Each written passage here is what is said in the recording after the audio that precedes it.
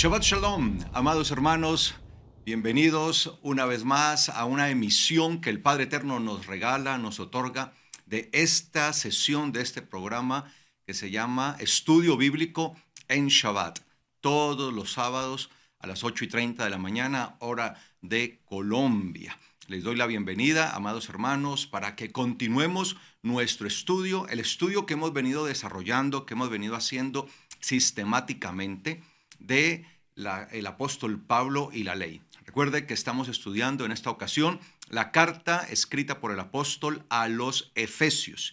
Y allí estamos detenidos analizando algunas cosas, porque recuerden que el propósito de este estudio es precisamente verificar si el apóstol Pablo estaba de acuerdo con la ley y usaba la ley, es decir, la Torá de Dios, la ley de Dios, que es la Torá, o como dicen muchos que afirman, y es una afirmación que se ha venido dando por muchos siglos, diciendo que el apóstol Pablo creía que la Torá ya estaba abolida y que no había que vivir conforme a la Torá, es decir, a la ley de Dios. Eso es lo que estamos comprobando y lo estamos haciendo en esta ocasión a través de la carta a los Efesios en el capítulo 4. Quiero por favor entonces que nos ubiquemos allí, Efesios capítulo 4. Allí, hace 8 días, en el estudio pasado, estábamos en el versículo 8, ahí fue que quedamos, y vamos a dar continuidad a ese versículo, porque es necesario que nosotros ampliemos todo este concepto. Por eso les dije que esto, el sábado pasado les dije que esto iba a tener mucho más, porque iba a venir algo mucho más grueso, más grande, ¿sí? Allí el apóstol Pablo en el capítulo 4 viene hablando de lo que es la unidad. Recuerde eso, lo que es la unidad. Para el apóstol era muy necesario que los creyentes entendieran lo que era la unidad, sobre todo la unidad espiritual, la unidad doctrinal, no hablando uno su propia cosa, su propio pensamiento, su propia enseñanza, su propia doctrina. Y por eso para nosotros es muy importante seguir la instrucción apostólica, no solamente obviamente del apóstol Pablo, sino de cada uno de los apóstoles. En este caso, él viene hablando de esa unidad y nos habla que todo esto está dado de acuerdo a la gracia según la medida del don del Mesías. Es decir, que todo depende es del don del Mesías, de lo que da el Mesías. En este caso nosotros creemos, aceptamos y confesamos que Yeshua es el Mesías. Cuando él habla acá del Mesías, habla del Cristo, está hablando de Yeshua, de nuestro Mesías Salvador. Entonces dice el versículo 7, Efesios 4:7 y el 8 dicen: a cada uno entonces nos fue dada la gracia según la medida del don del Mesías. Por eso está dicho,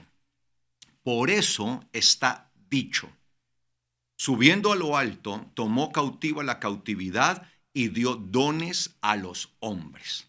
Ahí estuvimos estudiando esto y esto vamos a ampliarlo.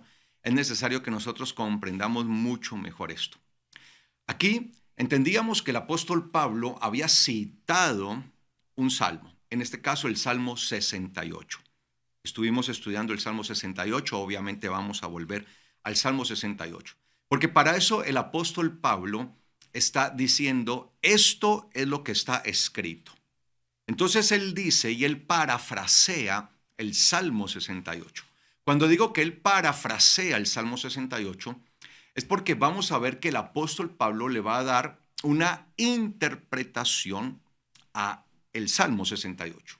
No es que el apóstol Pablo está intentando cambiar lo que dice el Salmo 68 o está tergiversando lo que dice el Salmo. En ningún momento. El apóstol Pablo era un hombre temeroso de la palabra de Dios. Y esto era algo común que se usaba, que cuando se iba a explicar algo respecto al Mesías y se iba a hacer alusión a un texto bíblico, ¿sí?, respecto al Mesías, se daba para poderlo dar en interpretación, o sea, cómo se entiende en el Mesías.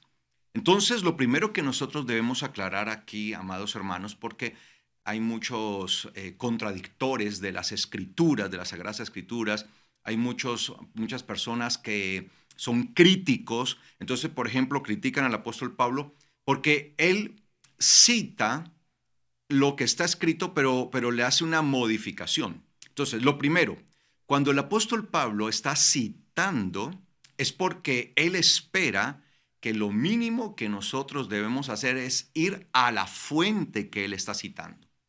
El apóstol Pablo, en el tiempo del apóstol Pablo, en el tiempo del Mesías, de los apóstoles, era costumbre que las personas, sobre todo aquellos que estaban aceptando la fe en el Mesías Yeshua, fueran muy estudiosos de la palabra, muy estudiosos de la Torá y de todas las sagradas escrituras. Ellos no se quedaban solamente con lo que les decían, con aquello que ellos escuchaban, sino que diligentemente ellos siempre iban a verificar si era así o no era así lo que se estaba diciendo. Y esto es lo que se espera de cada uno de nosotros. Esto, por ejemplo, lo vemos en el libro de los Hechos y quiero que veamos esto. En el libro de los Hechos, capítulo 17, versículo 10, vamos a ver cuál era la actitud que tenían los primeros creyentes y que no era una actitud que solamente tenían ellos. De hecho, era por lo general la actitud que tenían la mayoría de las personas cuando se les hablaba o se les predicaba algo. En este caso, cuando se trata del Mesías, con mucho más veras, ellos tenían que verificar si era así o no era así. Dice en Hechos capítulo 17, versículo 10, lo siguiente. Dice, inmediatamente los hermanos enviaron de noche a Pablo y a Silas hasta Berea. Y ellos, habiendo llegado, entraron en la sinagoga de los judíos, en una sinagoga de judíos. Y aquellos judíos que estaban en esta sinagoga en Berea, allí, eran, y escuche bien como les voy a leer, eran de mejor clase social. Es decir, muchas Biblias traducen esto como que ellos estaban más atentos, como más dispuestos, pero en realidad eran personas mucho más preparadas, ¿sí? En algunas Biblias, como la versión Reina Valera, dice que eran más nobles. Digamos que a mí me parece una palabra correcta, una expresión correcta, también esa traducción, más nobles, entendiendo que la palabra noble se trata de la nobleza, ¿sí? Es decir, del estatus que ellos tenían. Cuando hablamos de la nobleza, ¿sí? En la sociedad, pues se hablaba de personas de un estatus mucho más alto. Y es que la palabra griega que aparece allí literalmente está hablando de la clase social. De hecho, en todas las Biblias interlineales, y ustedes lo pueden comprobar, todas las Biblias interlineales, ¿qué son las Biblias interlineales? Son las que usan los textos base del griego para traducir de manera literal. Por lo general, en las Biblias interlineales, el interés no es darle a la frase una traducción, digamos, como coherente para que la persona que va a leer lo entienda, sino que simplemente van traduciendo palabra por palabra tal como aparece en el texto griego. En este caso, este texto está escrito en griego. El libro de los Hechos fue escrito en griego, ¿sí? Entonces, cuando ustedes leen las Biblias interlineales, todas, ¿sí?, traducen raza o etnia social, ¿sí? Eran de una raza mejor, dicen, era una raza o una etnia mejor, raza mejor. Todas las Biblias interlineales, porque es que la palabra que aparece allí tiene que ver con eso. De hecho, si nosotros comparamos esta palabra, que es la misma que va a aparecer allí, donde la Reina Valera traduce más nobles, yo le estoy diciendo que ellos eran de una mejor clase social, por decir algo, o sea, de un mayor estatus. Cuando nosotros vemos Lucas capítulo 19, versículo 12, esta palabra que aparece allí en Hechos 17:11, traducida como más nobles por la Reina Valera, es la misma palabra que aparece en Lucas 19:12. Veamos un momento allí Lucas 19:12. 19:12. Y les voy a leer como dice Reina Valera. O sea, voy a ir a la versión Reina Valera, que es la versión más popular, para que vean cómo traduce esta palabra allí. Mire lo que dice, dijo pues, un hombre noble se fue a un país lejano para recibir un reino y volver. Cuando habla acá de un hombre noble, ¿a qué clase de nobleza se está refiriendo? Si yo les pregunto a ustedes, solamente con el pedazo que leímos, dijo pues, un hombre noble se fue a un país lejano para recibir un reino y volver. Y si seguimos leyendo, dice, y llevando a 10 siervos suyos, un hombre noble que tenía a su servicio 10 y llamando a 10 siervos suyos. Entonces llamó a 10 siervos suyos y les dio 10 minas. Les entregó un tesoro y les dijo, vayan y negocien mientras yo regreso, mientras yo vuelvo. Entonces entendemos que era un hombre prestante, era un hombre de alta clase y esa es la palabra que se usa allí. Entonces cuando en Hechos capítulo 17, versículo 10, sí, versículo 11 también, dice que los bereanos, los de Berea, eran más nobles. Está hablando de que eran hombres o personas mucho más preparadas socialmente, intelectualmente, más que los de Tesalónica. Si nosotros leemos el capítulo 17, vamos a ver desde el principio, desde el versículo 1 en adelante, que cuando Pablo y Silas llegan a Tesalónica y ellos empiezan a predicar y los judíos que habían allí los escuchan, los quieren a ellos aprender y los quieren apedrear y se forma una revuelta tremenda allí de la que ellos tienen que escapar, tanto Pablo como Silas. Tienen que escapar, tienen que huir de esto. Los querían matar. Y después de esta situación que narra los primeros versículos del capítulo 17, dice que después de esto, los hermanos sacaron a Pablo de noche, a Pablo y a Silas, a su compañero de ministerio, hasta Berea. Y ellos, habiendo llegado, entraron en la sinagoga de los judíos. Ellos iban allí a los judíos. Ojo con eso. Y estos eran, digamos, más preparados. Eran personas mucho más cultas, con mayor educación, con mayor desarrollo, digamos, intelectual. Bueno, toda esta cuestión que está dando a entender esta palabra. Y dice que estos eran de una mejor clase social o un mejor estatus o de una mejor preparación que los que estaban en Tesalónica, que los judíos que estaban en Tesalónica. Y ellos, teniendo esa capacidad mejor, recibieron la palabra con toda solicitud. Y esto debería llamar la atención. Es decir, aquí hay gente más preparada. Y son personas más versadas, con mayor conocimiento. Y como son más preparadas, entonces tienen su mente más abierta a recibir. Por eso es que mucha gente no recibe la Torá, porque no tienen la suficiente preparación, no tienen el suficiente entendimiento. Y dice acá, entonces, que recibieron la palabra con toda solicitud y ellos, dicen los de Berea, escudriñaban cada día las escrituras para corroborar, para confirmar si estas cosas, las cosas que Pablo les enseñaba, eran así como él las enseñaba. Mire lo que hacían los de Berea, que ese es el llamado que se nos hace a todos nosotros. Nosotros debemos tener una actitud como los bereanos. Tal vez no seamos de la más alta clase social o de la mayor preparación intelectual, pero eso no significa que nosotros no podamos, en realidad, llegar a tener esta diligencia, esta actitud de verificar. Entonces, mire que ellos, cada cosa que Pablo enseñaba, obviamente él venía enseñando de que Yeshua era el Mesías y se va a apoyar en las Sagradas Escrituras.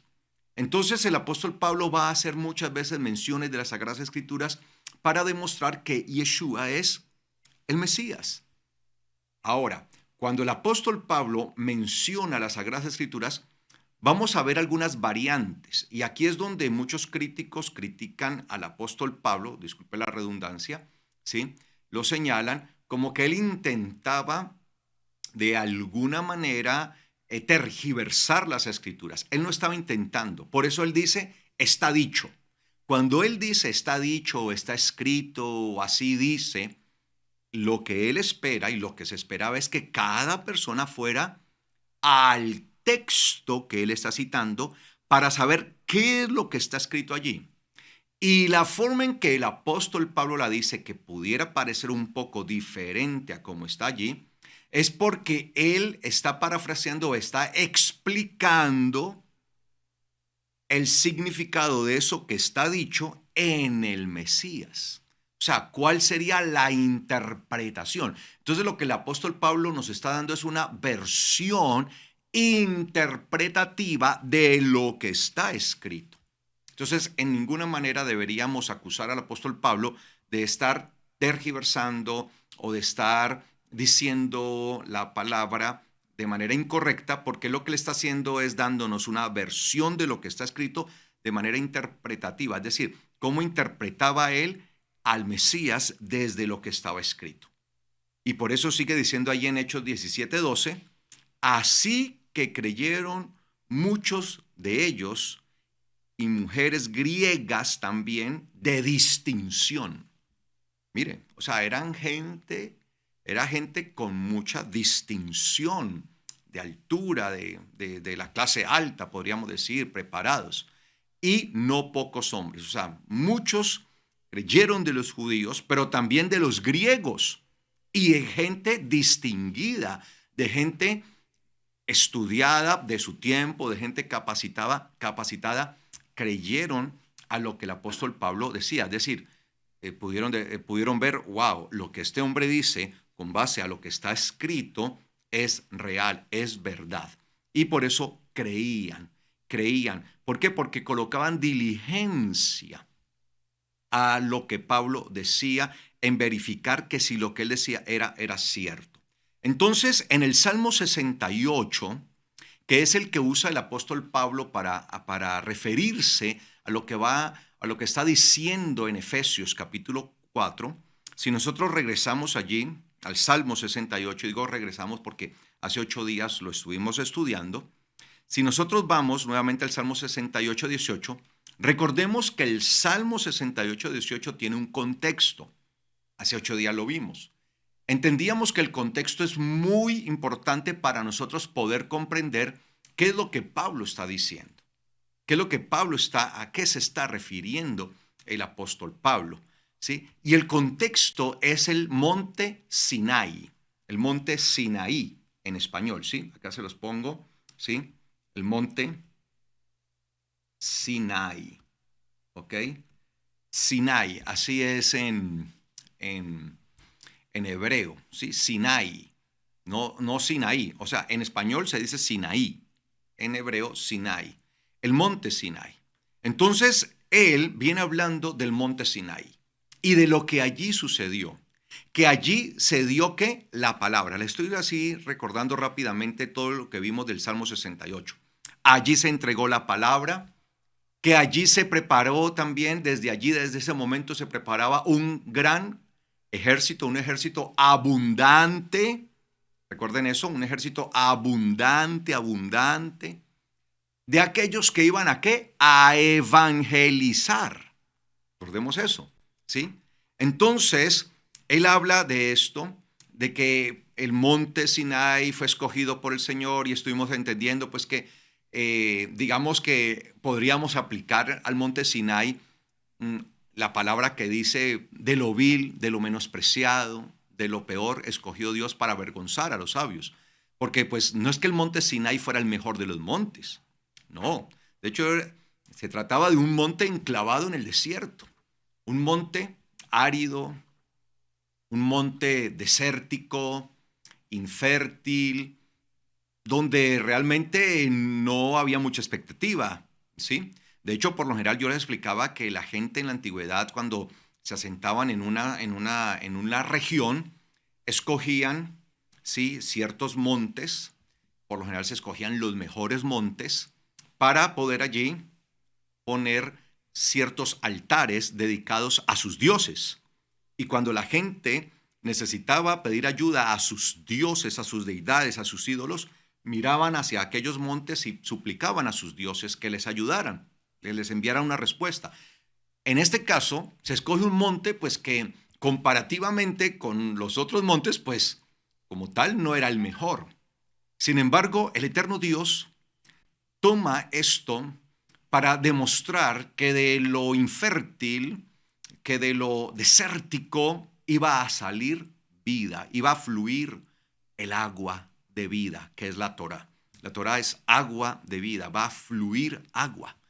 Por lo general, muchos montes, como el monte Hermón, por ejemplo, cumplían en la antigüedad funciones que desde sus copas, desde sus cimas, descendían aguas que luego pasaban por los valles, que luego pasaban por muchas de estas tierras y las regaban, ¿sí? Entonces, esa es la función espiritualmente que va a cumplir un monte que no era precisamente el mejor.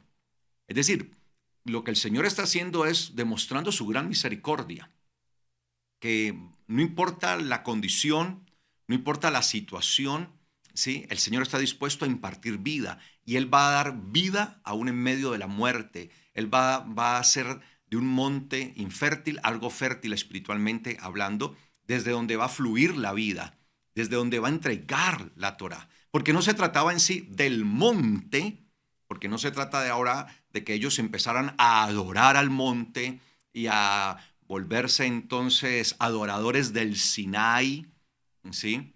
No, eso no, ese no era el propósito, sino que en realidad el Señor allí en su misericordia, en medio del desierto, va a darles, va a ellos, a todos los que han salido de Egipto, tanto de Israel como todos los extranjeros que están unidos a Israel allí, desde ese monte les va a enviar vida. Desde ese monte va a descender agua de vida para ellos. Y el propósito es que ellos se convirtieran en un poderoso ejército, en un abundante ejército que llevara esa vida hacia muchos lugares, que esparciera esa agua de vida, ¿sí?, hacia muchas otras almas, hacia muchos otros hombres. Ese era en realidad el propósito, ¿sí? Por eso habla de los evangelizadores, de aquellos que llevan el evangelio. Eso lo dice el Salmo 68 y lo estuvimos viendo hace 8 días.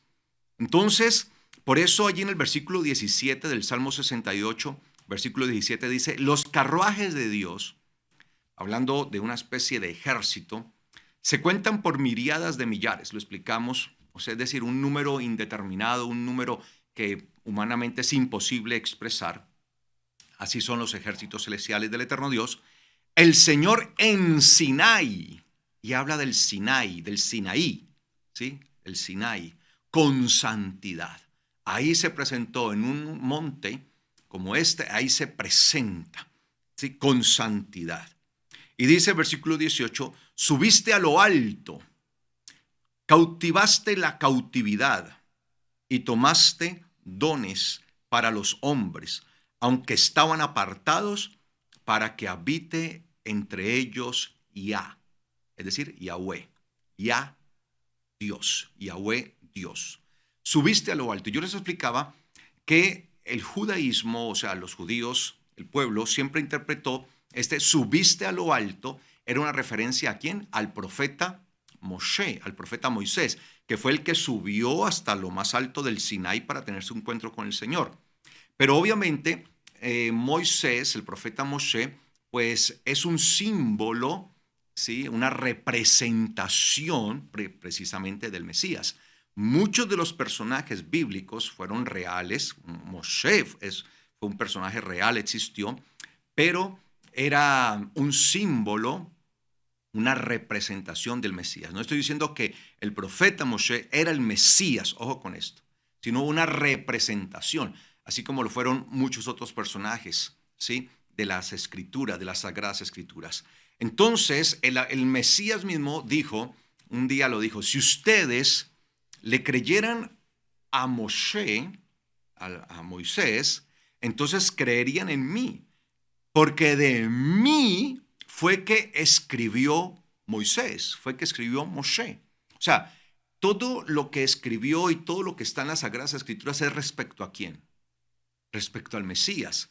Entonces, en un inicio, interpretar que se trataba de el profeta que subió para recibir obviamente el preciado don llamado la Torá, ese regalo precioso a través del cual venían los mandamientos, los estatutos, las ordenanzas, que dice el Señor mismo, el eterno Dios dice que todo hombre que las cumpla vivirá, ¿sí?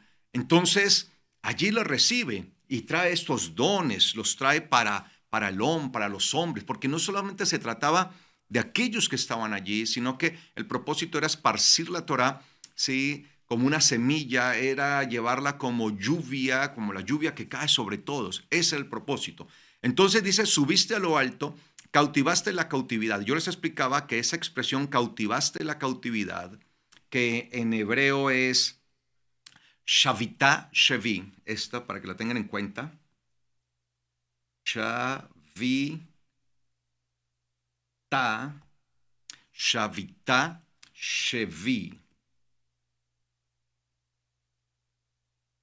¿Sí? Shavita shevi. ¿Sí? Shavita shevi. Esta expresión Shavita shevi, ¿sí? Esta expresión, amados hermanos, es una expresión hebrea que se usaba para una declaración de victoria. Cuando un ejército o un pueblo era victorioso, se suponía que ellos tomaban todo el botín de una ciudad o de un pueblo. Por eso esta expresión Shavita Shevi, que está correctamente traducida como cautivaste la cautividad, esta expresión hebrea, cautivaste la cautividad, significaba te apoderaste del botín y lo repartiste. De cuando alguien se apodera del botín, ¿y qué? Y lo reparte, lo entrega, ¿sí? Y por eso dice, tomaste dones para los hombres. Cuando dice ahí, tomaste dones para los hombres, vemos que el apóstol Pablo dice, y dio dones a los hombres. Entonces hay muchas personas acusan al apóstol Pablo de querer tergiversar, ¿sí? Porque dice, tomaste dones para los hombres, y el apóstol Pablo usa la expresión, ¿sí? Y diste, ¿no? Dio. Pero es que esa no era la interpretación únicamente del apóstol Pablo.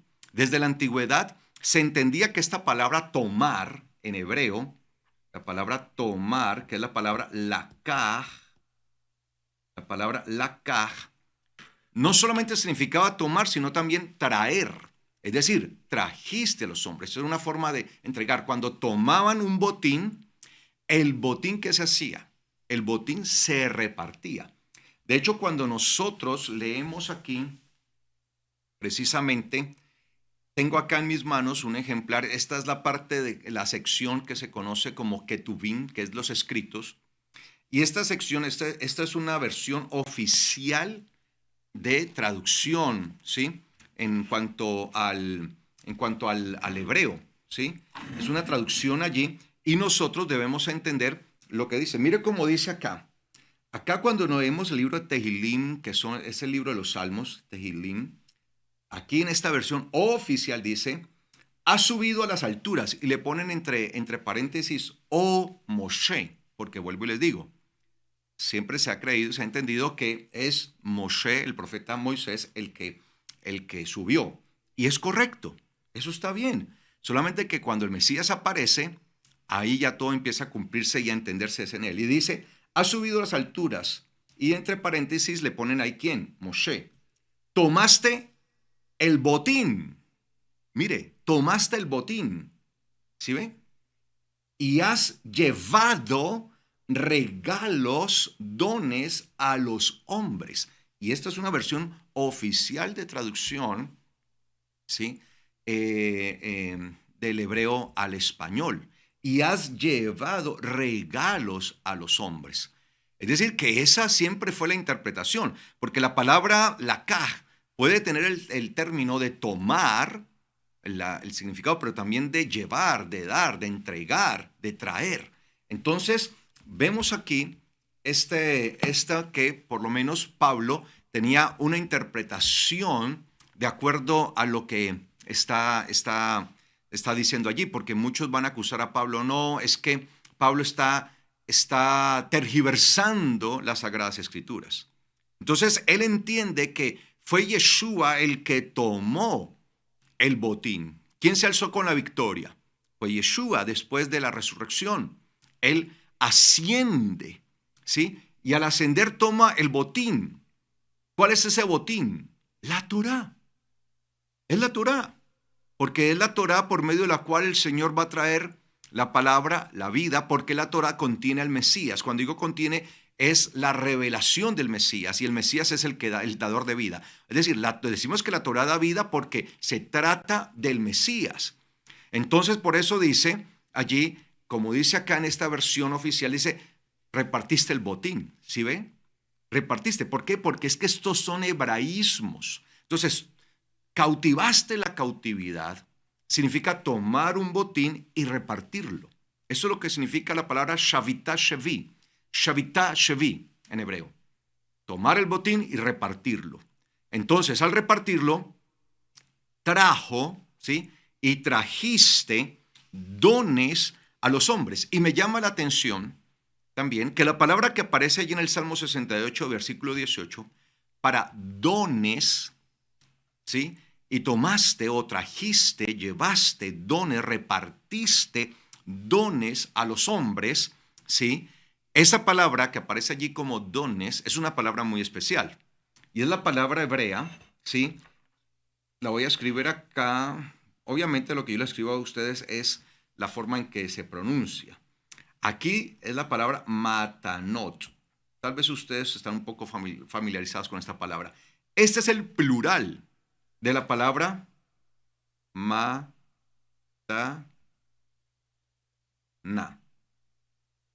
Y mataná es una ofrenda especial. Cuando se trata de Dios, esta palabra se puede usar, no es muy usada en las Sagradas Escrituras, es muy restringido su uso.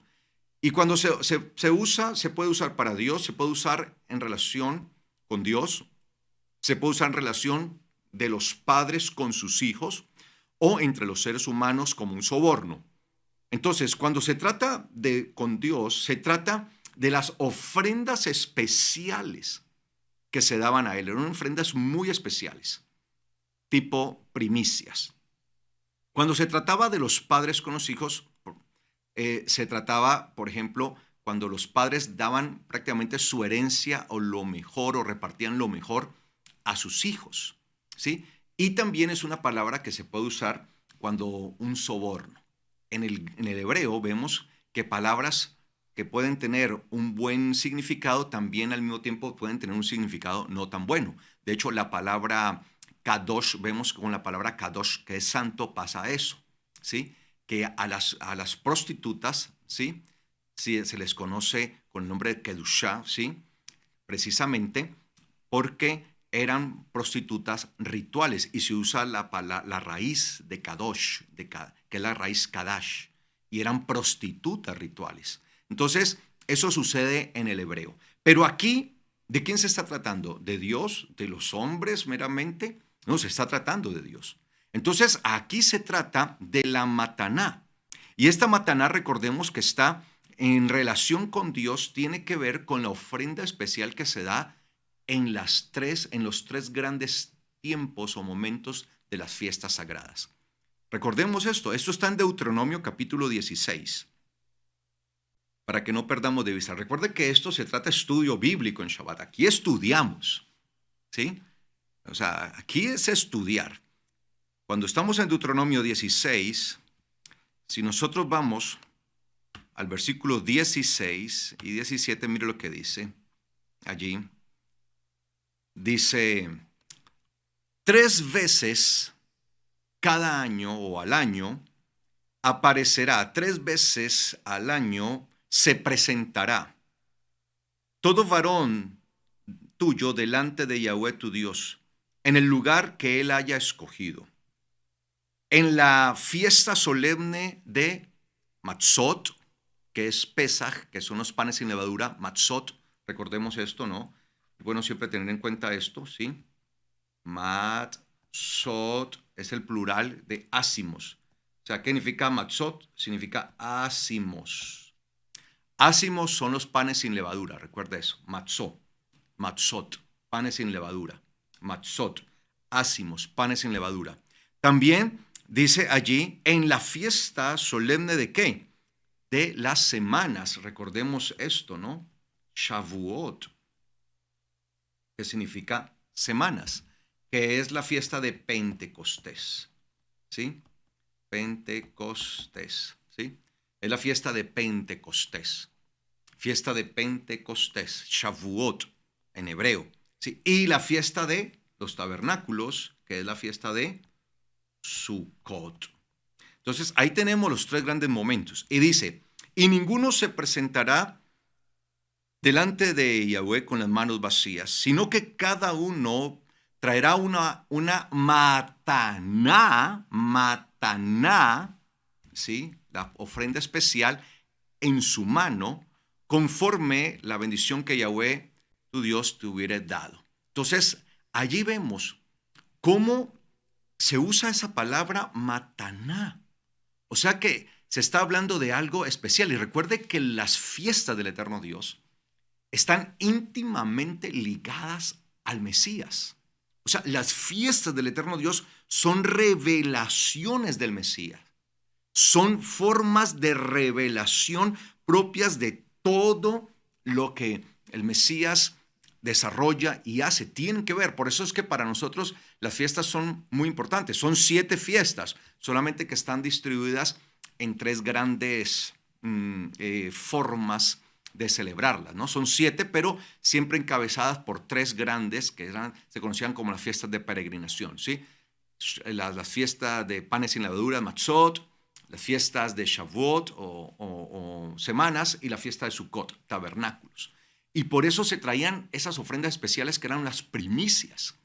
Es decir, que cuando se nos está hablando allí, se nos está hablando acá en el Salmo 68, y dice, y tomaste o trajiste matanot para los hombres, está hablando de algo muy especial de Dios hacia nosotros, así como nosotros tenemos que dar ofrendas especiales. Mire que se dan solamente 3 veces al año. O sea, no eran las ofrendas comunes. De por sí una ofrenda siempre tiene que ser algo especial para Dios. Pero comúnmente damos nuestras ofrendas cada vez que el Señor nos bendice, damos nuestras ofrendas voluntarias. Pero las matanot eran ofrendas muy especiales y se daban exclusivamente en estos 3 momentos de celebración y las conocemos como primicias, las ofrendas de primicias, porque no se trataban de cualquier ofrenda, se trataba de una ofrenda muy especial preparada, que se preparaba y justo en los momentos de las fiestas del eterno Dios. Entonces, acá cuando dice trajiste, donde dice en muchas Biblias tomaste, recuerda que es válido decir trajiste o entregaste o llevaste dones, matanot, es decir, fueron regalos muy, muy especiales. Se trata de algo muy especial, no se trata de algo normal, de algo común, algo muy especial. ¿A quién? A los hombres. Y trajiste y diste dones a los hombres. Aunque, así dice el texto hebreo, aunque estaban apartados. Es decir, sin importar el que estuvieran apartados, Él envió estos dones. Obviamente lo envía como una forma de repartir el botín de lo que el Mesías ha ganado. Él triunfó sobre la muerte, triunfó sobre el pecado, se levantó victorioso, glorioso, ¿sí? Y por eso, entonces, ahora Él es el que yendo a las alturas, toma ahora ese don. ¿Cuál es ese don que el Señor entrega a través del Mesías? Su palabra, su Torá. Por eso viene el Salmo 68, viene hablando del Sinai. Es decir, ahora Él iba a dar su espíritu para que por medio de su espíritu fuera escrito toda la Torá en nosotros. Y por eso dice acá, para los hombres, diste dones a los hombres, aunque estaban apartados, para que habite entre ellos Yahweh Dios. Ese era el propósito, que habite. Y por eso, siempre en las Escrituras dice, yo les daré estos estatutos. Y le dice el Señor, y si ustedes los hacen, y si ustedes siguen estas normas, estas leyes y las cumplen, entonces yo, dice el Señor, seré su Dios y ustedes serán mi pueblo. Entonces yo habitaré en medio de ustedes. Ese es el resultado. Entonces, cuando el apóstol Pablo está citando esto en Efesios, lo está citando para el Mesías, no está pretendiendo tergiversar lo que dice el libro de los Salmos, sino que le está dando una traducción interpretativa respecto del Mesías. Es el Mesías de quien se trata esto y quien subió. No se trata ahora del profeta Moshe, se trata de lo que hizo el Mesías y nos da su espíritu para que, como dice la palabra, enviaré mi espíritu para escribir mi ley, escribir mi Torah en sus corazones y cambiar sus corazones de piedra en corazones de carne. Veamos lo que dice este comentario. Quiero leerles acá. Acá tengo un comentario sobre el libro de los Efesios. Todo este libro es un comentario sobre el libro de los Efesios. Y tengo acá un comentario que me pareció muy acertado y quiero leérselos a ustedes, por favor. ¿Sí? Porque también me gusta que ustedes tengan en cuenta esto. ¿Ok? Es un comentario de J.H. Hulden. Dice así el comentario de J.H. Hulden. Dice así, procedo a leerlo si usted me lo permite.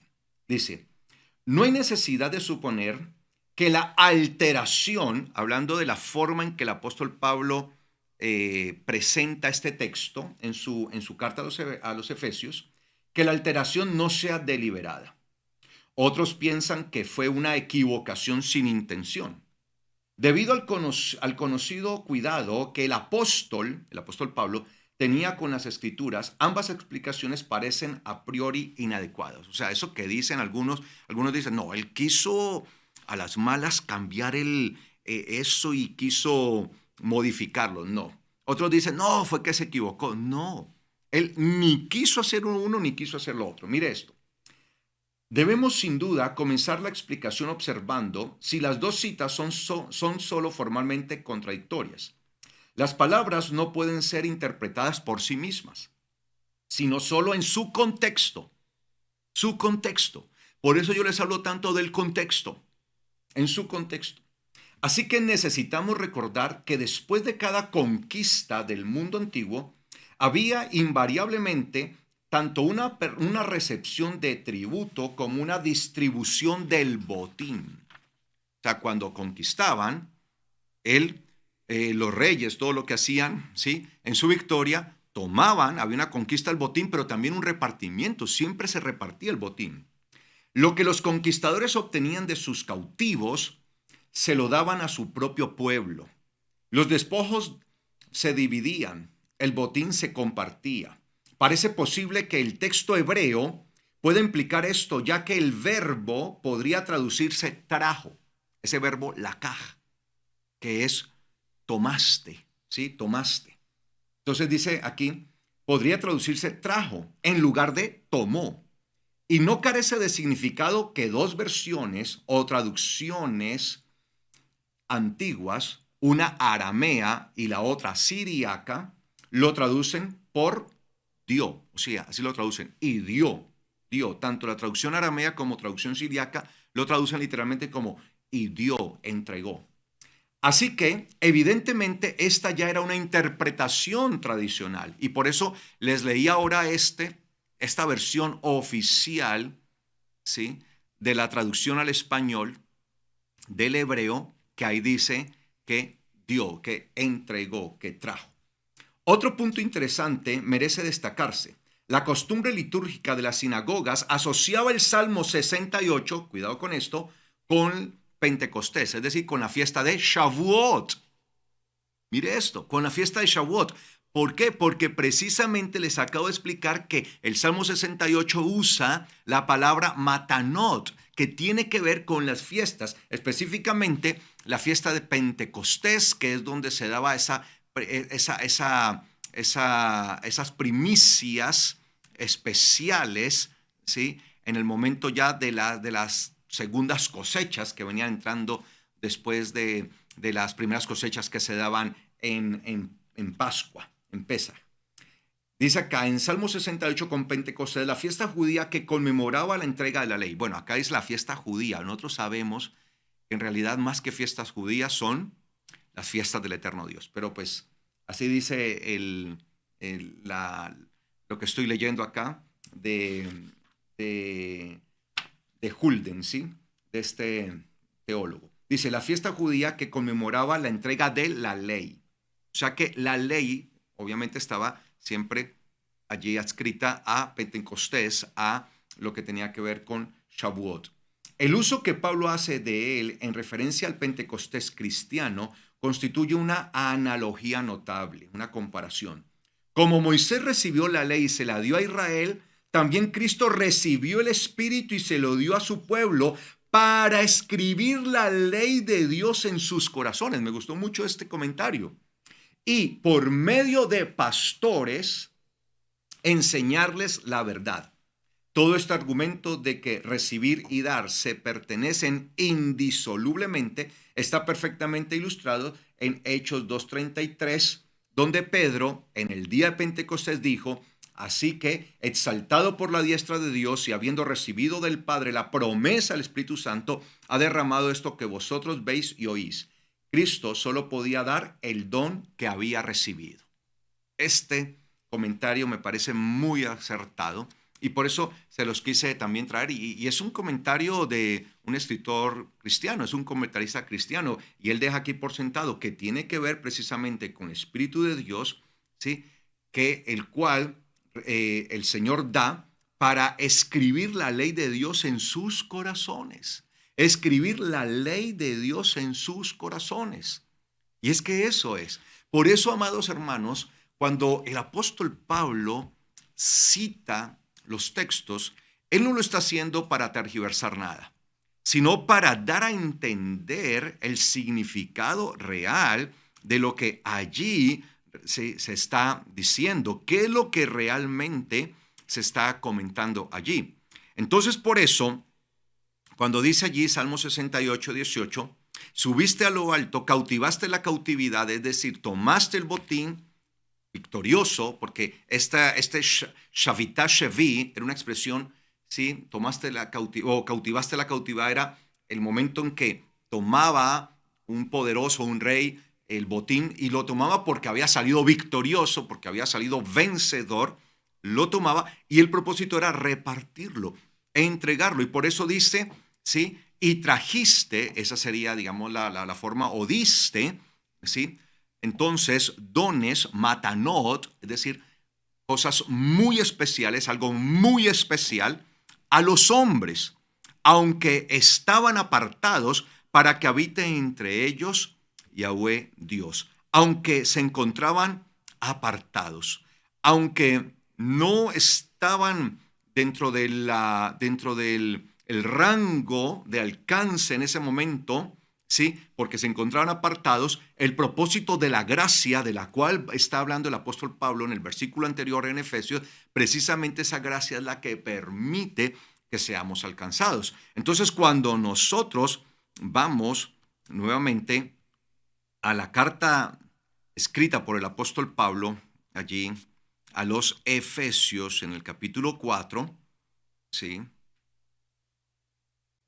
Allí cuando dice, y por eso está dicho esto, ¿sí? Y por eso se dijo esto, o está dicho esto, como dice allí en Efesios 4:8, ¿sí? Subiendo a lo alto, ¿quién es el que subió a lo alto? Entendíamos que era Moshe, pero pues ahora, estando presente el Mesías, ¿quién es el que ha subido a lo alto? El Mesías. Es que recuerde que después de que el Mesías hace su presencia, su primera aparición, ahora todo está totalmente relacionado al Mesías, al Mesías. Por eso nosotros debemos tener la capacidad de poder ver al Mesías, encontrarlo, y eso es lo que hacía el apóstol Pablo. El apóstol Pablo se dedicaba a eso, a tratar de en todo momento poder explicar lo que se escribió en la antigüedad, explicarlo frente al Mesías, no pretendiendo distorsionar como muchos culpan y señalan al apóstol Pablo de que pretendía tergiversar las escrituras. De hecho, yo he escuchado incluso a judíos en la actualidad, judíos no creyentes en Yeshua, aclaro esto, judíos que no creen en Yeshua, que no creen en Yeshua, acusar a Pablo de tergiversar las escrituras, incluso de manipularlas y ponerle otras palabras, ¿sí? Para que diga lo que él quiere que diga. No. Él lo que está haciendo acá, cuando él cita de esta manera, él sabía lo que estaba escrito. Él sabía que la gente se esperaba que iban a ir a leer lo que decía el Salmo. Obviamente, imagínense esto. Pablo, al citar esto, sabía que ellos iban a ir a verificar el Salmo. Inmediatamente, si él pretendía tergiversar algo, la gente se le iba a venir encima a Pablo. Lo iban a criticar inmediatamente. Pablo, ¿cómo es posible que tú dijiste subiendo a lo alto tomó cautiva la cautividad y dio dones a los hombres? Si el texto de los Salmos realmente dice, y tomaste, inmediatamente iba a haber una reacción. Porque él sabía que las personas iban a ir a verificarlo, porque para eso está citando las escrituras. Es como lo que uno hace. Por ejemplo, ¿yo qué hago? Yo cito las escrituras y les explico la interpretación de eso que estoy citando, de esa escritura que estoy citando. Lo que yo me dedico es a eso, a explicar, a darle exégesis, explicación correcta a lo que dice la escritura. Cuando yo aplico exégesis, cuando yo aplico la explicación a un texto de la escritura, no es porque yo pretendo cambiar las escrituras, sino para que entiendan qué es lo que esa escritura quiere decir. Entonces, veíamos cómo en la antigüedad ya ese texto de Salmo 68 se entendían realmente como que sí, dio, entregó, porque con el profeta Moshe se entregó inicialmente el don. ¿Cuál don o cuáles dones? Pues los mandamientos. ¿Sí? Las mitzvot, los mandamientos del eterno Dios. Los mandamientos que contiene la ley. Esos son los dones. Esos son las matanot. Los dones, las matanot especiales que el Señor estaba entregando. Los mandamientos son los dones especiales que estaba entregando el eterno Dios cuando Moisés, el profeta, sube y desciende con esas palabras de parte del eterno Dios. Ahí les estaba entregando esos dones. Luego viene el Mesías y hace lo mismo, pero a una escala superior, mayor, que tiene que ver con la vida eterna, en donde Él muere, como lo vamos a ver, porque el versículo que sigue, el versículo 9, nos va entonces a ampliar el panorama de lo que está diciendo el versículo 8. El versículo 9 nos va a ampliar eso y ese lo vamos a ver también allí, vamos a entenderlo, ¿sí? Y por eso el Mesías viene y hace esto a una escala superior, mayor, superlativa, a lo que hizo Moshe, el profeta, porque ahora se trata de la misma vida y él mismo. Entonces, cómo él desciende, el Mesías, y posteriormente, eso lo vamos a ver si el eterno Dios nos da la vida, nos lo permite en el siguiente Shabbat, y luego él sube victorioso, y como victorioso, pues tenía derecho a tomar el botín. Y como victorioso, podía tomar el botín y ¿qué? Y repartirlo entre su pueblo, entre los que estaban con él, los que se acercan a él, a pesar de estar apartados, aquellos que deciden acercarse al Mesías, a ellos les va a repartir el botín. ¿Cuál es ese botín? Pues lo entendemos cuando se da en la fiesta de Shavuot, de Pentecostés, como él había advertido, esperen allí, porque va a venir sobre ustedes poder de lo alto, va a venir sobre ustedes el Espíritu de Dios, el Espíritu de santidad, lo voy a enviar, esperen, no se muevan en pocos días, y precisamente se da ese cumplimiento glorioso. Entonces, reparte el botín a través del Espíritu de Dios. ¿Y para qué viene el Espíritu de Dios?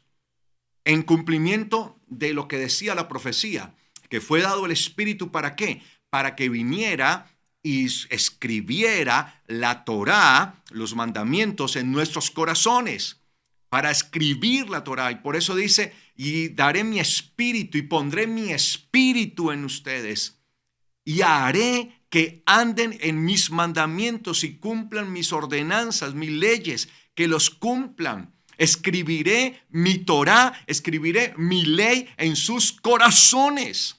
Entonces Él reparte abundantemente porque el Mesías es el que va a conquistar la victoria y va a repartir abundantemente el Espíritu, que tiene como función que cada uno de nosotros, que en cada uno de nosotros sea escrita la Torá, sea escrito el mandamiento, sea escrito la palabra del eterno Dios. Entonces, eso es lo que está diciendo el apóstol Pablo aquí. Todo esto lo está diciendo en esta sola expresión, subiendo a lo alto.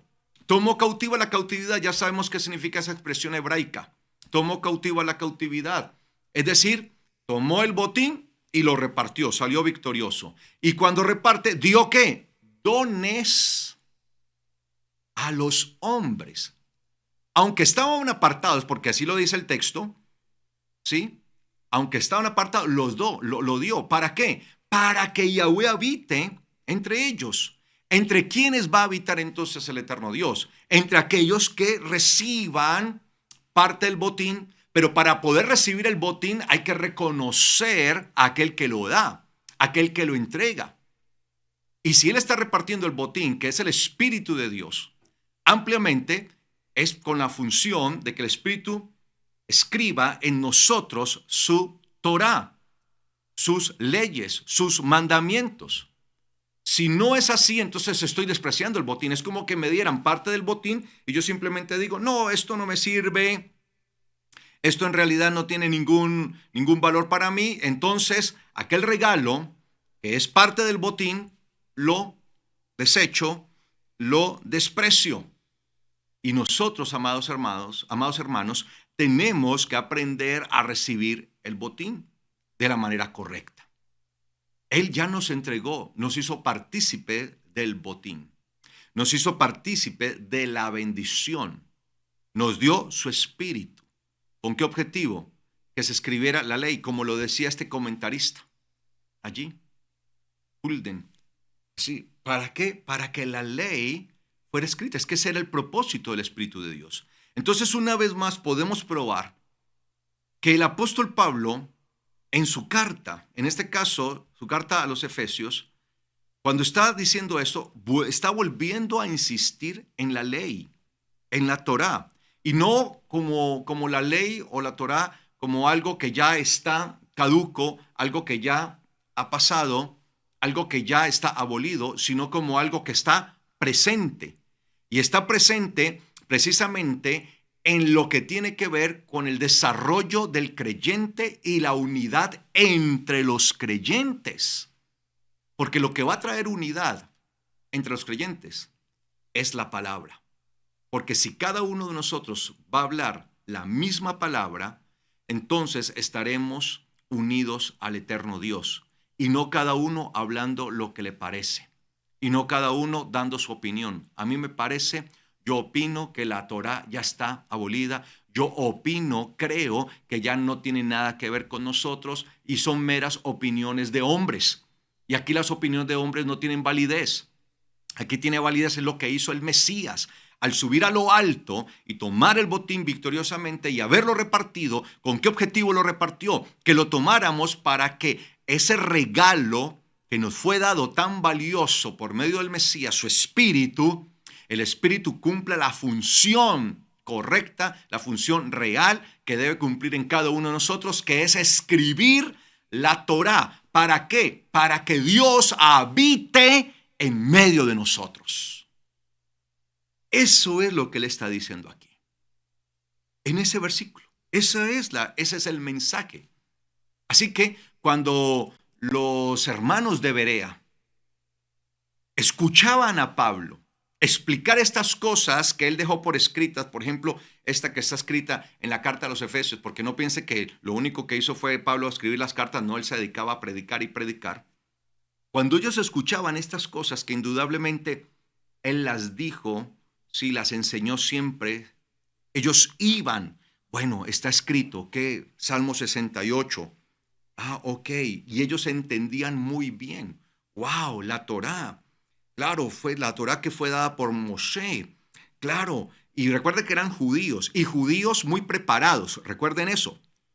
Wow, la Torá de Moshe, claro que fue dada por Moshe, pero ahora se trata del Mesías. Claro, el que subió al monte Sinai fue Moshe, pero ahora se trata del Mesías que ha subido a lo alto y nos ha dado su espíritu. Y el espíritu es para colocar la Torá en nosotros. Eso es lo que ellos entendían al leer esto. Y no que el apóstol Pablo creía que la Torá estaba abolida. Eso no era lo que ellos iban a creer, e iban a entender, sino que precisamente allí estaba esta bendición. Entonces, amados hermanos, este es el propósito, ¿sí?, de estudiar las Sagradas Escrituras, por lo menos las cartas del apóstol Pablo. Con lo cual, una vez más, demostramos que el apóstol Pablo estaba a favor de la Torá y entendía que la Torá seguía vigente. Si el Eterno Dios lo permite, el próximo Shabbat vemos lo que es el versículo 9. Es bastante interesante entender eso de las profundidades que descendió, qué significa todo esto, para poder así seguir tejiendo todo este entendimiento real y correcto de lo que quiso decir realmente el apóstol Pablo. Amén. Bueno, amados hermanos, si el Eterno Dios lo permite, el próximo Shabbat a la misma hora, 8:30 de la mañana, hora de Colombia, nos veremos. No se olviden visitar nuestra página web www.palabraverdadera.org.co. Ahí pueden encontrar todo acerca de nuestro ministerio. También contactarse con nosotros a través de las líneas que aparecen en su pantalla, ya sea por WhatsApp o por Telegram. Contáctese, escríbanos. Muchas bendiciones. Les habló su amigo, su servidor, Carlos Rabat. No se olviden darle me gusta a este video y compartirlo a través de las redes sociales si esta palabra ha sido bendición para sus vidas. Muchas bendiciones. Shalom para ustedes.